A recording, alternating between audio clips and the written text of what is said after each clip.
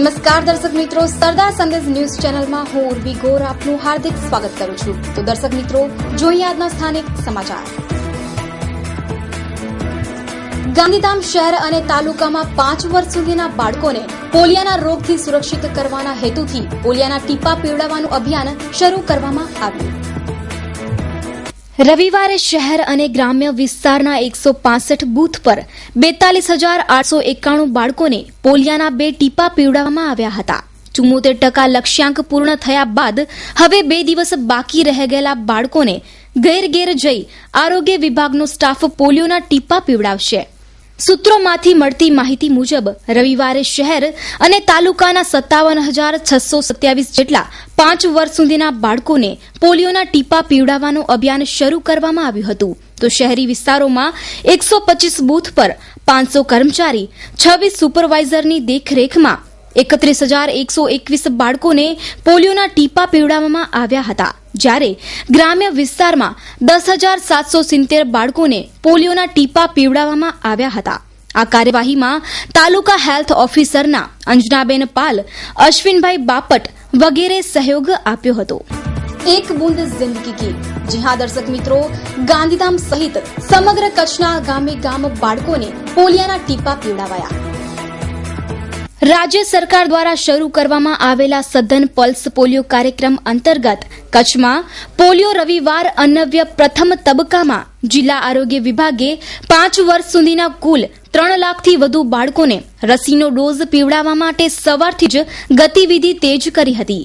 એક પણ બાળક પોલિયોની રસી પીધા વગર ન રહી જાય તે માટે જિલ્લાભરમાં કુલ 1,233 બૂથ અને 75 મોબાઈલ બૂથ કાર્યરત કરવામાં આવ્યા હતા, જેમાં મુખ્યત્વે આંગણવાડી, પ્રાથમિક શાળા તથા શાળાએ ન જતા હોય તેવા તમામ બાળકોને પણ આવરી લેવામાં આવ્યા હતા। જિલ્લામાં અલગ તારવામાં આવેલા કુલ 3,11,734 બાળકોને પોલિયોની રસી પીવડાવવાની શરૂઆત કરવામાં આવી હતી, જ્યારે જિલ્લા કક્ષાએથી આરોગ્ય વિભાગના તાલુકા નોડલ ઓફિસર અને લાયઝન અધિકારીઓએ સમગ્ર કામગીરી ઉપર સુપરવિઝન કર્યું હતું। જે બાળકો પોલિયોની રસી પીવાથી વંચિત રહી ગયા છે તેઓને આગામી 2 દિવસમાં હાઉસ ટુ હાઉસ જઈને પણ કાર્યકરો દ્વારા બાળકોને રસી પીવડાવીને કચ્છમાં 100% કામગીરી પૂર્ણ કરવામાં આવશે। આ માટે પણ 2,466 ટીમ તૈયાર કરવામાં આવી છે। મારું નામ ઉંદરિયા બલદેવ મેઘાભાઈ, હેલ્થ સેક્રેટરી દ્વારા અમારે પોલિયો પીવડાવવામાં આવે છે, તેમજ અમારી કોલેજ તેમજ સ્કૂલો તેમજ જનરલ હોસ્પિટલ તેમજ અલગ અલગ જગ્યાએ અમે સ્ટુડન્ટ દ્વારા પોલિયો પીવડાવવા માટે પર્સનલ આવ્યા છીએ અને નાના છોકરાઓ અલગ અલગ બધી રીતે પીવડાવવામાં આવે છે। આ વખતે અમારી સાથે પણ જે HSIના સ્ટુડન્ટ છે, અમારી સાથે NCCના સ્ટુડન્ટ પણ અમારી સાથે સહયોગ લીધો છે, તે અમારી સાથે પણ પોલિયો પીવડાવવા માટે સાથે અમને સહકાર આપ્યો છે। અલગ અલગ ગામડાઓમાં ભચાઉ, કકરવા ગામ, કકરવા, કુડા, જામપર, અલગ અલગ સ્થળોએ ભુજ, નખત્રાણા, ઢોરી, સુમરાસર, અલગ અલગ ગામડાઓમાં પોલિયો પીવડાવવા માટે પર્સનલ છોકરા સ્ટુડન્ટને મોકલવામાં આવે છે। ચૌધરી પ્રકાશ, દરેક બાળકે પોલિયોની રસી લેવી જ જોઈએ અને ગવર્મેન્ટ આપણને આટલી બધી સુવિધાઓ પૂરી પાડે છે તો આપણે એનો લાભ લેવો જ જોઈએ। એટલે આપણે કચ્છનું 3,21,263 આપણો લક્ષ્ય હતો, એની સામે 2,46,857 આપણી કામગીરી થઈ છે। એટલે આપણું હજી 20% જેવું બાકી છે આપણું કામગીરી, પણ 2 દિવસ આ કામગીરી ઘરોઘર જશે એમાં આપણું કામગીરી 100% થઈ જશે। એમાં એવું છે કે મુન્દ્રામાં થોડુંક ઓછું છે અને અર્બનમાં થોડુંક ભુજમાં ઓછું છે। એટલે આ શું છે કે એક તો એરિયા બહુ મોટા હોય છે અને શું છે તેમાં ઇન્ડસ્ટ્રીયલ એરિયા હોય છે, થોડુંક સ્લમ એરિયા હોય છે, એટલે એમાં થોડુંક ટીમોનું થોડુંક એડજસ્ટ કરવાનું હોય છે। એટલે પણ 1 દિવસ ઓછો અમે વધારે ખેંચીને પણ કામગીરી અમે પૂર્ણ કરાવી છે। 2 દિવસ માટે ટીમો તો અમારી 2,570 છે, પણ બૂથ અમારા કાલે હતા જે 1,285 હતા। મોબાઈલ ટીમ અમારી 113 છે અને અમારા ટ્રાન્ઝિટ બૂથ અમારા કાલે હતા 77 હતા. है हिंद देश के लोगों मेरी सुन लो दर्द कहानी क्यों दया धर्म बिसराया क्यों दुनिया हुई पराई. દર્શકો મિત્રો નમસ્કાર, હું કાલુભાઈ ભાનુશાલી, મેનેજિંગ તંત્રી, સરદાર સંદેશ ન્યૂઝ ચેનલ અને ન્યૂઝપેપર. સરદાર સંદેશની ટીમ જ્યારે ગાયોને કતલ તેમજ ગાયો પર થતા અત્યાચાર અટકાવવા બેડો ઉપાડ્યો છે ત્યારે અમારા જાગૃત અને નિડર ન્યૂઝ ચેનલ તરફથી કચ્છ તેમજ ગુજરાત અને સમગ્ર ભારત ન્યૂઝ ચેનલ અને ન્યૂઝપેપરના માલિકોને અપીલ છે કે તેઓ પણ આ ગાયો પર થતા અત્યાચારો બાબતે દરરોજ ઝુંબેશ ચલાવે, તેમ આપણા દેશમાં ગાયો પર થતા અત્યાચાર અને ગાયોને થતી કતલ અટકી શકે તેમ છે. આપણે સૌ સાથે મળીને આ કાર્યમાં સહભાગી થઈએ. સમગ્ર દેશ મીડિયા તેમજ દેશવાસીઓને અપીલ છે કે ગાયોના કતલ અટકાવવામાં સરદાર સંદેશના ડેઇલી ન્યૂઝ ચેનલ ઉપર અમે પ્રસારિત કરીએ છીએ. આપ સૌને વિનંતી છે કે આપ પણ અમારા ભેગા જોડાવો. જય ભારત, જય હિન્દ, જય ગૌ માતા. તો દર્શક મિત્રો, મળી એક નાનકડા વિરામ બાદ. ધૂન રેસિડેન્સી, ઘર એટલે શું, ઘરનો અહેસાસ કેવો હોય? તો ધૂન રેસિડેન્સીમાં આવો એટલે ખ્યાલ આવે કે સુવિધાથી સજ્જ અને વિશાળ એરિયામાં તૈયાર થઈ રહેલા રેસિડેન્શિયલ મકાનોની સંરચના. જીવન જીવવાની મજા તો ઘરમાં જ છે અને ઘરની ખરી મજા એટલે ધૂન રેસિડેન્સી. માંડવીના વિકસિત એરિયામાં રિયલ એસ્ટેટમાં રોકાણ કરવું અતિ ઉત્તમ ગણાય, કારણ કે 72 જિનાલયથી માત્ર 2 કિલોમીટરના અંતરે, માંડવી દરિયા કિનારાથી 11 કિલોમીટરના અંતરે ગુજરાતના સૌથી મોટા Mundra port, Tata power, Adani power જેવા ઔદ્યોગિક વિકાસ વિકસિત એરિયાથી નજીક. સાઇટ એડ્રેસ ધૂન રેસિડેન્સી, તલવાણા, તાલુકો માંડવી, જિલ્લો કચ્છ. સર્વે નંબર 3940, સંપર્ક 9979369999. અહીં આપને જરૂરી સુવિધા સભર, જેમાં રમત ગમત હોય કે પ્રાથમિક સુવિધાઓ જેવી કે આકર્ષક main gate, children play area, club house, jogging track, swimming pool, food park, street light, RCC road, national હાઈવેથી નજીક. દર મહિને લકી ડ્રોનો લાભ તો ખરો. 72 મહિનાની સરળ હપ્તાની યોજના, દર મહિને આકર્ષક ઇનામોનો લાભ. 2500ના માસિક સરળ હપ્તે 72 જિનાલયથી નજીક તમારા સ્વપ્નનું ઘર મેળવો. Address JD infra space private limited, 303 આશીર્વાદ પારસ, ઓપોઝિટ પ્રહલાદ નગર garden, corporate road, satellite, Ahmedabad. Mehul Thakkar, mobile number 9574919999. Website www.jdinfrastructure.com. Email info@jdinfrastructure.com. દર્શક મિત્રો, વિરામ બાદ આપનું ફરી સ્વાગત છે સમાચારમાં. રાજસ્થાનના મુખ્યમંત્રી વસુંધરા રાજે રવિવારે અદાણી પોર્ટની મુલાકાત લીધી હતી. કચ્છના પ્રવાસે આવેલા રાજસ્થાનના મુખ્યમંત્રીએ અદાણી પોર્ટના મોવડીઓ સાથે મુલાકાત કરી હતી અને પોર્ટની વિઝિટ કરી ત્યારબાદ દિલ્હી જવા રવાના થયા હતા. રાજસ્થાનના મુખ્યમંત્રી બપોરના 12 વાગ્યાના અરસામાં મુન્દ્રા પોર્ટ ખાતે પહોંચ્યા હતા. મુન્દ્રા પોર્ટ ખાતે રાજસ્થાનના મુખ્યમંત્રીના સ્વાગત માટે અદાણી પોર્ટના ઓનર ગૌતમ અદાણી હાજર રહ્યા હતા. ત્યારબાદ વસુંધરા રાજે પોર્ટની વિઝિટ કરી હતી. બપોરે ગુજરાતી ભોજન લઈ 5 વાગે દિલ્હી જવા માટે રવાના થયા હતા. કચ્છના મુખ્ય મથક ભુજ ખાતે આવેલા હવાઈ મથકે બહારથી આવતા પ્રવાસીઓને કાઉન્ટર પર શરાબ સરળતાથી મળી શકશે તેવો નિર્ણય લેવામાં આવ્યો. હવાઈ મથકે ઉતરનારા વિદેશી, સ્વદેશી પ્રવાસીઓ તેમજ મુલાકાતીઓએ આ કાઉન્ટરનો સંપર્ક કરવાનો રહેશે. આગામી સપ્તાહથી આ પ્રક્રિયા ચાલુ થઈ જશે.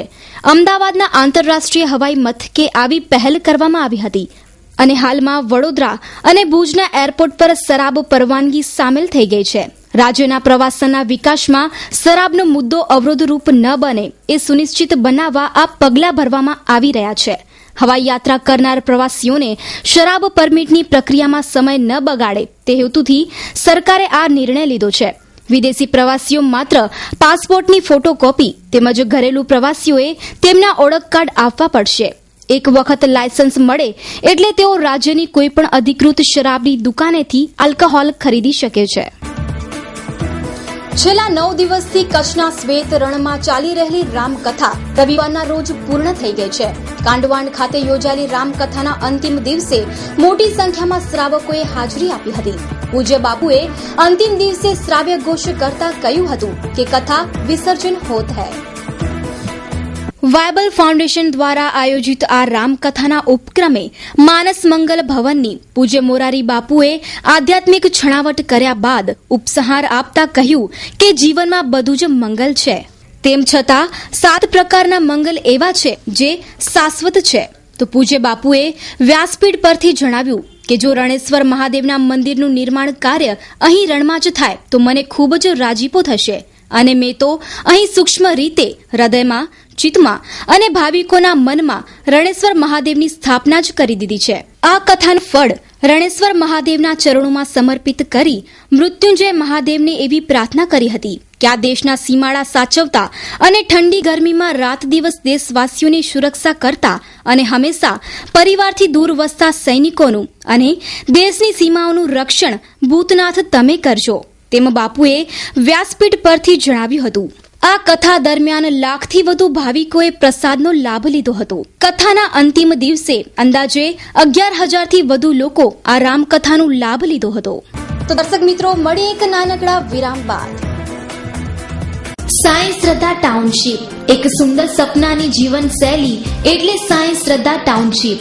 યોજનાની વિશેષતાઓ: સુંદર ટાઉન પ્લાનિંગ અને આકર્ષક ગેટ સાથેની ટાઉનશીપ, આંતરિક રસ્તા, ગાર્ડન, ડ્રેનેજ લાઇન તથા પૂરી ટાઉનશીપને તાર ફેન્સિંગ કરી આપવામાં આવશે. અનુભવી ડિઝાઇનરે બનાવેલ અત્યાધુનિક જીવનશૈલીને અનુરૂપ ટાઉનશીપ, દરેક બજેટને અનુરૂપ, તમારી પસંદગીને અનુરૂપ. રામણિયા રોડ પર કુદરતના સાનિધ્યમાં પક્ષીઓના કલરવ વચ્ચે આપણું પણ એક સુંદર સ્થળ જે આપણા સ્વપ્નને બદલશે હકીકતમાં. સુંદર પ્લોટિંગની સ્કીમ એટલે સાઈ શ્રદ્ધા ટાઉનશીપ. ફક્ત ₹2,999 ના માસિક 60 હપ્તે મેળવો 75 થી 80 ચોરસ મીટર વારનો પ્લોટ સાથેના લાખો ઇનામોની વણઝાર. ગામ રામણિયા, તાલુકો મુન્દ્રા, કચ્છ. Road touch. પ્લોટની સાથે મેળવી શકો છો લાખોના ઇનામો જેવી કે 4 વ્હીલર કાર, 2 વ્હીલર તેમજ 1500 આશ્વાસન ઇનામો જેમાં ઇલેક્ટ્રોનિક આઇટમો તેમજ હોમ એપ્લાયન્સનો સમાવેશ થાય છે.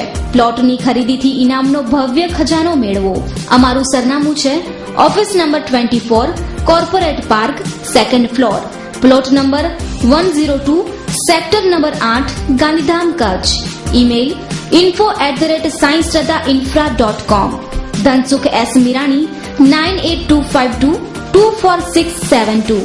જીગર D. મીરાણી 9925006672. સતીશ R. ચાવડા 9825182772.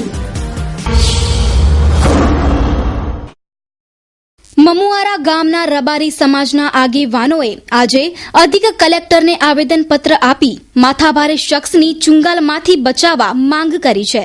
વિશાખાના નાથા રબારી નામનો શખ્સ છેલ્લા 3 વર્ષથી રબારી સમાજને હેરાન પરેશાન કરે છે તેમજ દરરોજ રબારી સમાજના કોઈ વ્યક્તિ સાથે મારપીટ કરે છે.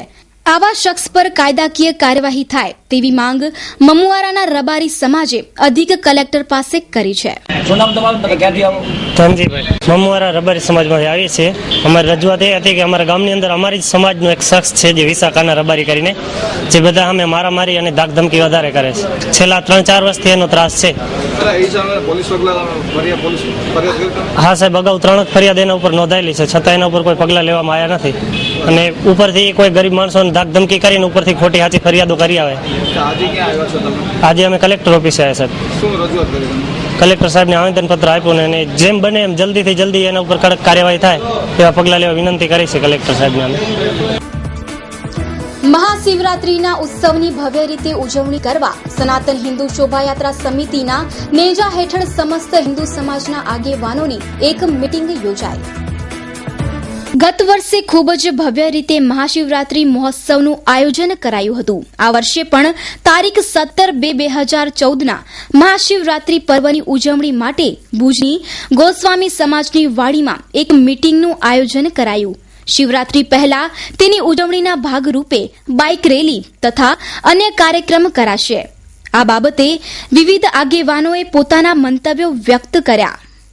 આજે ગોસ્વામી સમાજવાડીમાં આગામી 17/2 મહાશિવરાત્રિ પર્વ શોભાયાત્રા રૂપે ઉજવવાનું હોતા એની તૈયારી સ્વરૂપે આજે મીટિંગ સર્વ સનાતન હિન્દુ સમાજ વતીથી દરેક સમાજને, દરેક ગણપતિ ઉત્સવને, દરેક નવરાત્રિ મંડળને અને મહિલા મંડળોને, વિવિધ મંદિરોના સર્વે કમિટીઓને અત્રે નિમંત્રણ આપવામાં આવેલ અને આ આયોજન માટે અલગ અલગ વિષયો ઉપર ચર્ચા કરવામાં આવી.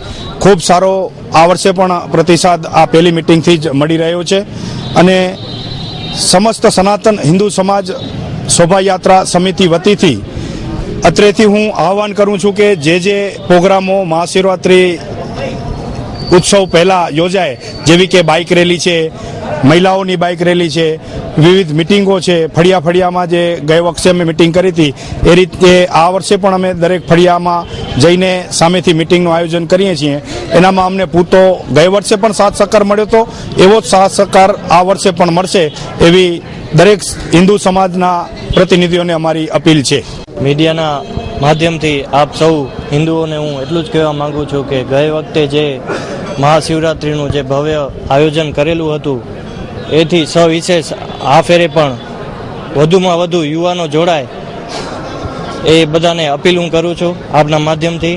ઉપરાંત અમે એક બાઇક રેલીનું આયોજન કરવાના છીએ અને યુવાનોને હું પ્રોત્સાહન આપું છું, સાથોસાથ આવકાર આપું છું કે આ બાઇક રેલી સમગ્ર ભુજમાં ભવ્ય બાઇક રેલીનું આયોજન આપણા દ્વારા અને આપના સહયોગ દ્વારા કરવામાં આવશે એટલું હું આપને ખાતરી આપું છું.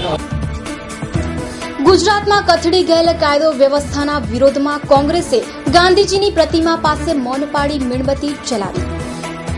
ગુજરાતમાં કથળતી જતી કાયદો અને વ્યવસ્થાની સ્થિતિ બાબતે કોંગ્રેસે ઠેર ઠેર ગાંધીજીના પ્રતિમા પાસે જઈ મૌન પાડ્યું. તે રીતે ભુજમાં પણ કોંગ્રેસની મહિલા મોરચાએ ગાંધીજીના પ્રતિમા પાસે મીણબત્તી જલાવી મૌન પાડી વિરોધ વ્યક્ત કર્યો. તાજેતરમાં અમદાવાદમાં થયેલ સામૂહિક બળાત્કાર સામે પણ રોષ વ્યક્ત કરાયો. આ બાબતે ઉપસ્થિત નેતાઓએ મંતવ્યો વ્યક્ત કર્યા. આ કાયદો અને વ્યવસ્થાની જે પરિસ્થિતિ કથળી છે, આજે કચ્છમાં તમે જો દરેક દિવસે પૂર્વ કચ્છ હોય કે પશ્ચિમ કચ્છ હોય અનહદ ચોરીના બનાવો બને છે, સરા જાહેર લૂંટના બનાવો બને છે, સરા જાહેર બળાત્કારના છેડતીના બનાવો બને છે. ત્યારે આ સરકાર જાગતી નથી. આ સરકાર, અને મને તો એ ખબર નથી પડી એમની ઈચ્છા શક્તિ પણ નથી. ગુજરાત પ્રદેશ કોંગ્રેસ સમિતિ તરફથી આખા ગુજરાતમાં મીણબત્તી જલાવી અને અમારે આજે કાર્યક્રમ મૌન પાડી અને કાર્યક્રમ કરી અને વિરોધ જતાવવાનો છે. આખા ગુજરાતમાં મોટા શહેરો અને નાના શહેરો બધી જગ્યાએ જિલ્લા મથકોએ આવું કાર્યક્રમ આપી અને આનો વિરોધ અમે દર્શાવીએ છીએ અને લોકોને અમે અપીલ કરીએ છીએ કે હવે ખરેખર હદ થઈ છે. લોકો બહાર આવો, જો એમને શરમ નથી, એમને કાંઈ પડી નથી, આપણી બેન દીકરીઓનું રક્ષણ એ હવે આપણા હાથમાં છે. લોકોએ બહાર આવવું પડશે અને લોકોએ આના માટે ખરેખર ક્રાંતિ કરવી પડશે. સર ગૌરંજલી, આજ રોજ અમે કાયદો અને વ્યવસ્થા ગુજરાતમાં જે જળવાઈ રહી એના માટે ભેગા થયા છીએ કે અહીંયા જે છોકરીઓ પર બળાત્કાર, લૂંટ, ચોરી જે પણ ગુજરાતમાં અથવા તો અન્ય કોઈ પણ રાજ્યમાં બનાવ બનતા હોય એ માટે તો આપણે વિચારીએ તો ગુજરાતની કોઈ પણ છોકરી અથવા નારી કે 8 વર્ષની બાળકી હોય કે 80 વર્ષની વૃદ્ધા સિવાય કોઈ પણ આજે ઓલું છે જ નહીં. અને પોલીસ તંત્ર હોય કે સરકાર ફક્ત ચૂંટાયા પછી પ્રચાર પ્રસાર કરી અને ચાલ્યા જાય. આપણે એ જે 14 તારીખે મકર સંક્રાંતિના રોજ જે અમદાવાદમાં નારણપુરા ખાતે જે છોકરીની બળજબરીથી હત્યા કરવામાં આવી એના અનુસંધાને કે જો દિલ્હીમાં થયું ત્યારે ભાજપ સરકાર બોલી હતી કે કેન્દ્રમાં બેઠેલી સરકારને દેખાતું નથી, તો હવે એ જ સરકાર કેન્દ્રમાં છે તો એ જ પ્રશ્ન અમને પૂછવાનો છે કે હવે આપશ્રીને ત્યાં દેખાતું નથી કે ગુજરાતની જો છોકરી ઉપર થતું હોય તો દેશની ગમે તે છોકરી ઉપર આવી રીતે અત્યાચાર થઈ શકે છે. તો દર્શક મિત્રો, મળીએ એક નાનકડા વિરામ બાદ.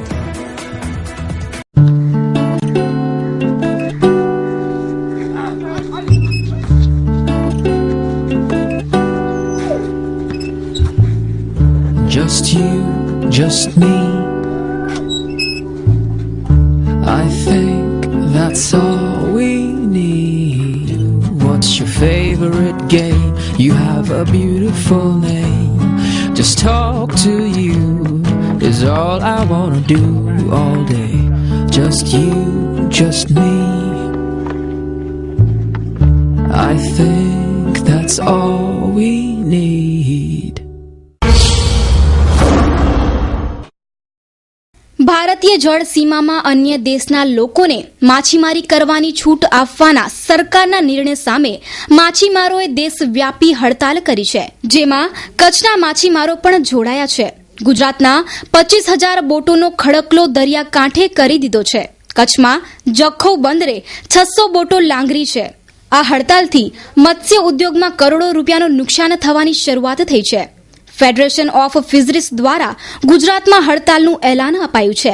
આ હડતાલથી કચ્છના ફિશરીઝ ઉદ્યોગને પણ વિપરીત અસર થશે, તેમ માછીમાર એસોસિએશનના અગ્રણીઓએ જણાવ્યું હતું. તાજેતરમાં સમાચાર આવ્યા કે અમેરિકામાં 18 વર્ષની છોકરીએ તેના પિતા સાથે લગ્ન કરવાનો નિર્ણય લીધો અને તેના પિતાના બાળકની માતા પણ બનશે તેવું જણાવ્યું હતું. સમાજ કેટલો નૈતિક અધઃપતનના રસ્તે જઈ રહ્યો છે તે આવી બાબતો ચિંતા પ્રેરે છે. જોઈએ ખાસ અહેવાલ. દર્શક મિત્રો, જ્યારે અમુક સમાચાર સાંભળીએ ત્યારે આપણે એમ લાગે છે કે સમાજમાં નૈતિકતા ક્યાં જઈને પહોંચી છે. આજે કિસ્સો વાંચ્યો કે અમેરિકામાં એક પુત્રીએ પિતા સાથે લગ્ન કરવાનું નક્કી કર્યું છે અને 2 વર્ષથી ઓલરેડી સાથે રહે છે અને તેના બાળકોની માતા પણ બનવાની છે. તો આ કેટલું નૈતિક છે, સમાજ ક્યાં જઈ રહ્યો છે અને શું મેસેજ આપે છે આવી બધી બાબતો.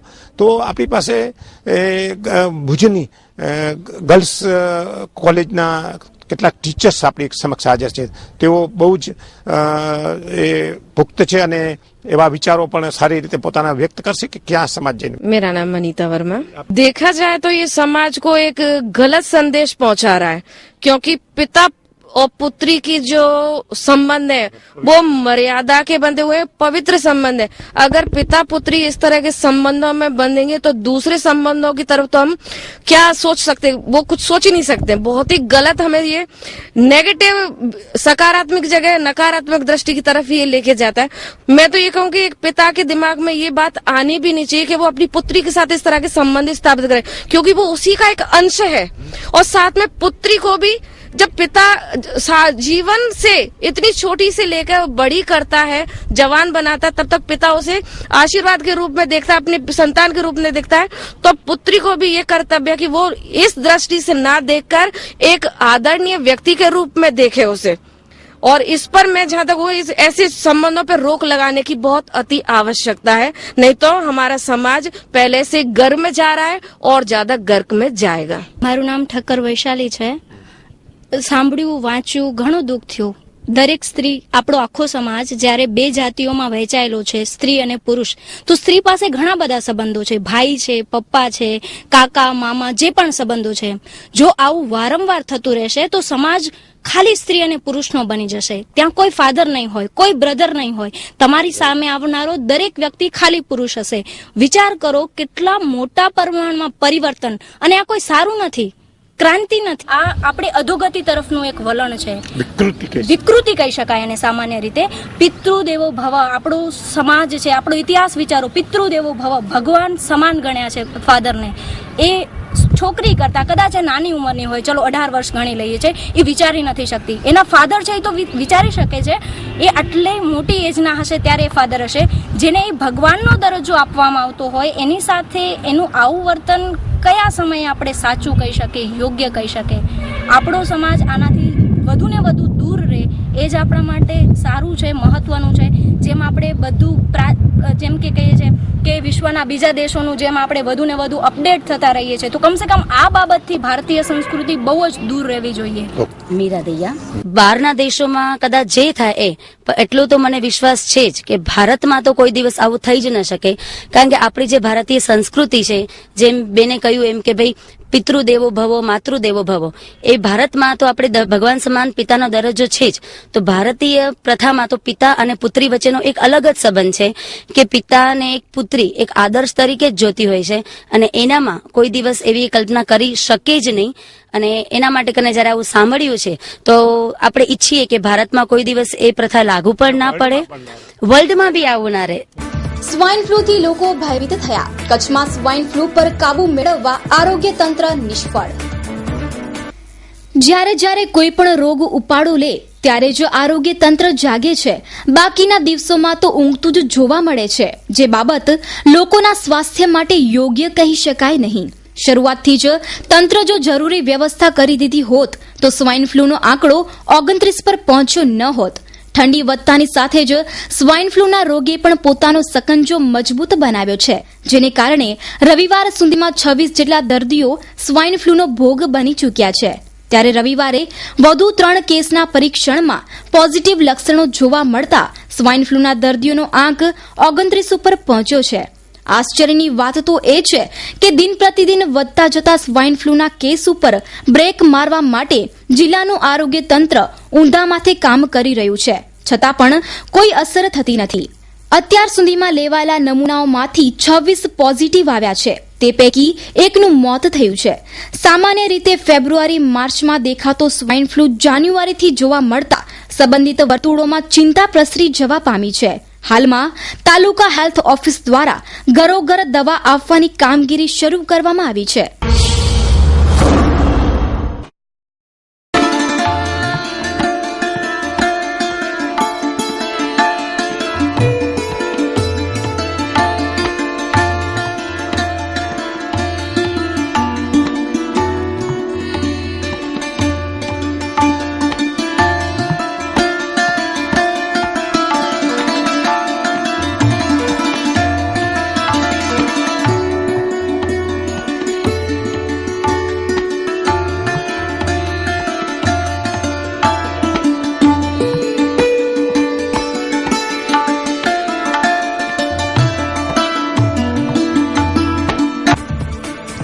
તો દર્શક મિત્રો, આ હતા અત્યાર સુધીના સરદાર સંદેશ સમાચાર. ફરી મળીશું નવા સમાચારો સાથે.